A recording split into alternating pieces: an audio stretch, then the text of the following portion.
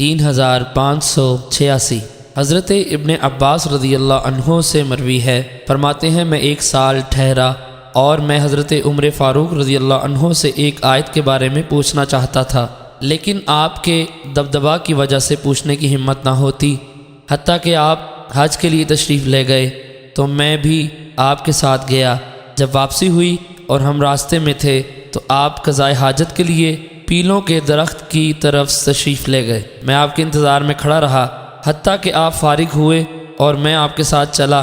میں نے عرض کیا، اے امیر المومنین، نبی اکرم صلی اللہ علیہ وسلم کی ازواج مطہرات میں سے کون سی دو ازواج ہیں جنہوں نے رسول اکرم صلی اللہ علیہ وسلم سے موافقت نہیں کی تھی؟ انہوں نے فرمایا حضرت حفصہ اور حضرت عائشہ رضی اللہ عنہا ہیں۔ فرماتے ہیں میں نے ان سے پوچھا، اللہ کی قسم میں ایک سال سے اس انتظار میں تھا کہ آپ سے سوال کروں، لیکن آپ کی ہیبت کی وجہ سے مجھے ہمت نہ ہوئی۔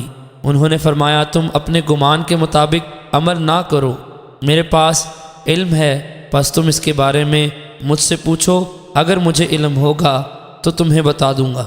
حضرت ابن عباس رضی اللہ عنہ فرماتے ہیں حضرت عمر فاروق رضی اللہ عنہ نے فرمایا، اللہ کی قسم ہم لوگ دور جاہلیت میں عورتوں کا کوئی حق شمار نہیں کرتے تھے، حتیٰ کہ اللہ تعالیٰ نے ان کے بارے میں وہ حکم نازل کیا جو نازل کیا اور ان کے لیے وہ حقوق مقرر کیے جو مقرر کیے۔ اور میں ایک دن کسی کام کے بارے میں مشورہ کر رہا تھا کہ میری بیوی نے کہا، اگر تم اس طرح کرو تو اچھا ہے۔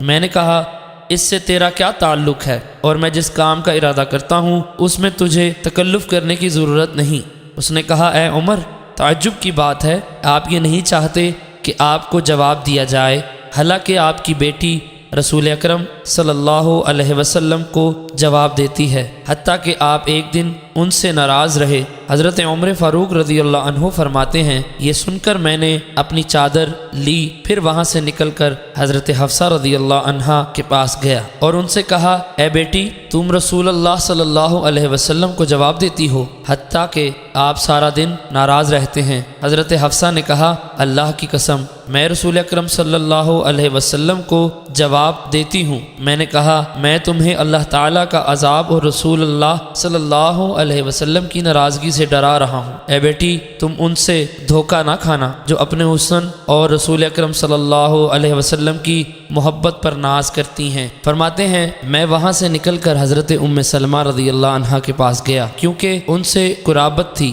میں نے ان سے گفتگو کی تو انہوں نے کہا، اے ابن خطاب، تجھ پر تعجب ہے، تم نے ہر بات میں مداخلت شروع کر دی ہے، حتیٰ کہ تم رسول اللہ صلی اللہ علیہ وسلم اور آپ کی ازواج مطہرات کے درمیان بھی مداخلت کرنے لگے ہو۔ حضرت عمر فاروق رضی اللہ عنہ فرماتے ہیں اس بات سے مجھے اتنا افسوس ہوا کہ میں جو کچھ کہنا چاہتا تھا وہ بھی کہہ نہ سکا۔ انصار میں میرا ایک دوست تھا، جب میں حضور صلی اللہ علیہ وسلم کی مجلس سے غائب ہوتا تو وہ آ کر مجھے خبریں سناتا تھا، اور جب وہ غائب ہوتا تو میں اسے آپ کی مجلس کی خبریں سناتا تھا۔ اور ان دنوں ہمیں غسان کی ایک بادشاہ کا خطرہ تھا، ہمیں بتایا گیا کہ وہ ہم پر حملے کا ارادہ رکھتا ہے، جس سے ہمارے دل خوف زدہ ہو گئے۔ میرے انصاری دوست نے آ کر دروازہ کھٹکھٹایا اور کہا، کھولو۔ میں نے پوچھا، غسانی نے حملہ کر دیا ہے؟ اس نے کہا، اس سے بھی اہم خبر ہے، رسول اکرم صلی اللہ علیہ وسلم اپنی ازواج سے علیحدہ ہو گئے ہیں۔ فرماتے ہیں میں نے کہا، عائشہ اور حفصہ کی ناک خاک آلود ہو۔ پھر میں نے اپنا کپڑا پکڑا اور نکل پڑا، حتیٰ کہ میں آیا تو رسول اکرم صلی اللہ علیہ وسلم بالا خانے میں تشریف فرما تھے۔ آپ ایک سیڑھی کے ذریعے اس پر چڑھتے تھے۔